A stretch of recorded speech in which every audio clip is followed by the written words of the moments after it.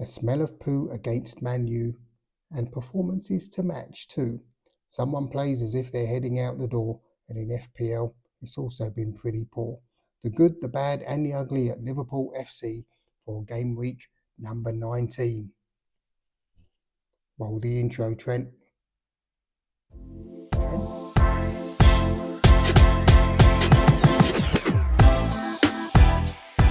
Welcome back, one and all, for the latest episode of the Good, the Bad, and the Ugly at Liverpool FC podcast for the EPL game week number 19 and FPL game week number 20. Firstly, may I say a happy new year to everyone. Thanks for the new subscribers that have joined. It's very nice to have you on board, and thanks for the support, and let's continue to grow the channel into the new year. As always, if you like the content, like, subscribe, press the notification bell, tell your friends and fam, and let's continue to grow accordingly. So, without further ado, remember to stay until the end, because, of course, there's going to be the FPL update, and you can see what's happened with FC Akian Saltfish this week. So, without further ado, let's get into it with the good. And actually, it's not good this week, and that is going to be Liverpool's result against Manyoo yesterday. I've got the LFC official site here with Sam Williams, Cody Gakpo and Mohamed Salah score as Liverpool draw 2-2 with Manchester United. And he goes on to say the Reds were on course for victory after Cody Gakpo's equaliser and a Mo Salah penalty had overturned Lisandro Martinez's opener, which arrived in the early stages of the second half. But United claimed a point through Amad Diallo's 80th minute equaliser, after which both sides could have won it. But Bruno Fernandes, Diogo Jota, Conor Bradley and Virgil van Dijk all seeing effort saved. Not the best of performances from Liverpool, I have to say. I didn't watch it live. I watched it just this afternoon, actually. To be fair, as much as I hate to say it, I think this Amorim fella done a number on us a little bit. Alex McAllister in the post-match interview, he mentioned, we couldn't get into the positions that we wanted to, and I think that is probably because Man United didn't allow us to, unfortunately. But that said, it was a very good game against Man United. It's never going to be easy. Let's face it. And the current form of both teams can actually be discounted. Even though I guess Man United's form over the last couple of years has resulted in them getting slaughtered at the hands of Liverpool. But life goes on. Still 6 points ahead of Arsenal, who also drew. So that has kind of gone in our favour. And surprise package Nottingham Forest still seem to be in the hunt as well.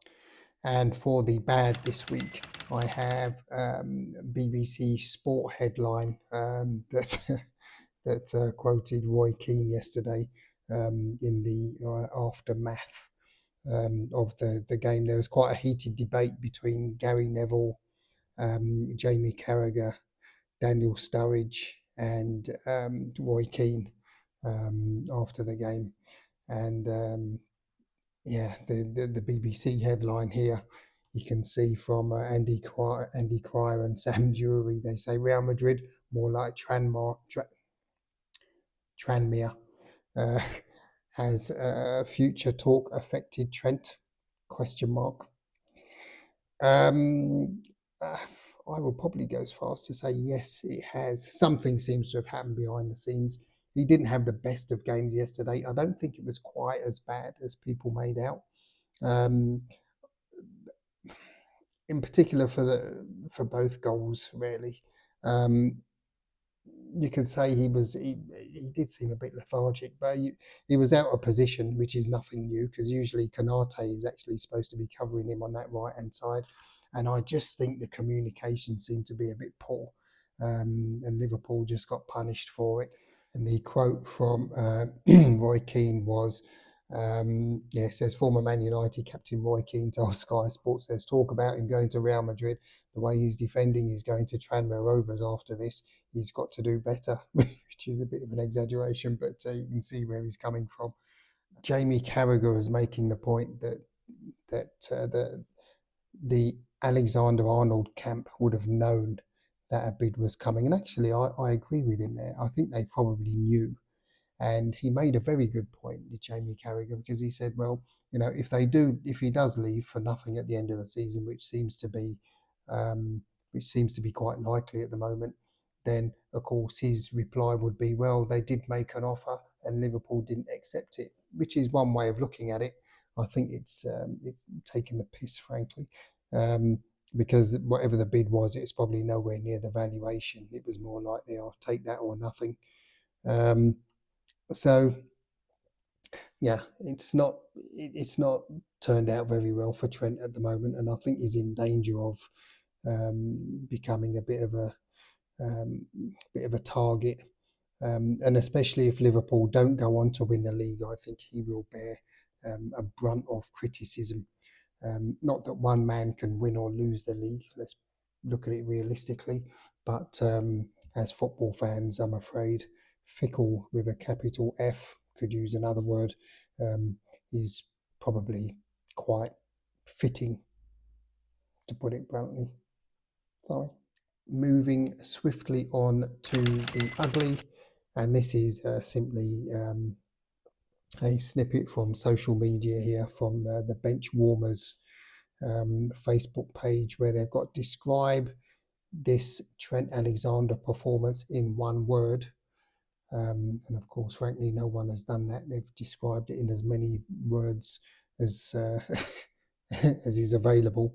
So as you can see, there's some of the replies there. He's not even the best drummer in the Beatles, springs to mind. Bradley done more in the few minutes that he came on, was another one. I mean, essentially, it's just, all that sort of stuff comes out of the woodwork, doesn't it? There's a lot of negative stuff. He hasn't suddenly become the worst flipping right back in the world just because he wants to move to another club. There's another one there on his way, Real Madrid, to be with Vinny Jr., Mbappe, Bellingham, blah, blah, blah, blah, blah. Not that that makes any difference. Showed how poor a player he really is, according to Ronald Whitcomb, which I think that's a bit harsh. I wouldn't say he's a poor player. There were much worse, let's be honest about it.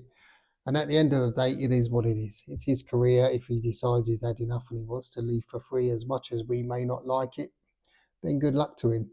And Sturridge made a good point to say that Liverpool probably put all their efforts into finding a replacement for Jürgen Klopp and decided to put the contract discussions of Mr. Alexander-Arnold, Mo Salah and Virgil van Dijk on the back burner for a few months, and it's probably come back to haunt them. It is what it is. It is what it is. It'll be a shame, actually, because I think he's a fantastic player, but yeah, if his mind is elsewhere, then his mind is elsewhere. Personally, I would probably just bench him, actually, to be honest, and give Connor Bradley a run out and see where we do with that. If he didn't have the best of games yesterday, and if the whole situation is playing on him a bit, then it's probably better that he doesn't play. So yeah, that's my meager take on it. On to the weekly update of the world famous FC Akia Zahlfisch for the FPL game week number 20. Dismal is the one word that I would use to describe the FC Ackee and Saltfish or my performance this week. Absolutely terrible. 48 points so far, below the average of 52. Living on past glories, one could say. I've got the summary up there. My one last hope, Obi-Wan Kenobi, is with Chris Wood. Nottingham Forest will play Wolves tonight away. So let's see. Hopefully he can sort of save my bacon this week and give me some element of respectability. Mo Salah got 14, not great scores all round really. Palmer got 10. I mean, I did see actually a lot of people would have made him captain, but hindsight is always 20/20, as they say. João Pedro done well, 9 points. Isaac got 7. I bought him in ahead of Kuna. I think Kuna he's got a 2-game ban, hasn't he, for his antics in a recent game for Wolves. And yeah, that's it really. Nothing else to write about. Got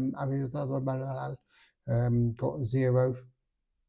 In Bournemouth's game, he didn't have the best of matches either. So there you go. A bit of a reshuffle is needed, to be honest. Ismail Sarr, pretty poor. Kulusevski, also just a couple. Not a great contribution there. So I'm going to have a little reshuffle in time for week 21. So watch this space. Onto the league situation, Düsseldorf Super League. I remain 52 points ahead, so a fairly comfortable lead, but no reason to sit back and smoke a cigar at this point. Merely Mortal's got 1 point more than me, so you know they're chipping away. Yeah, have to be careful. Also, they think it's all over there. They've moved up into 3rd place.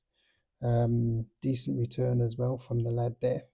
Yeah, I have to make sure my pencil is well and truly sharpened for game week 21, and I've got a couple of things up my sleeve, so hopefully nothing goes Pete Tong before now and then.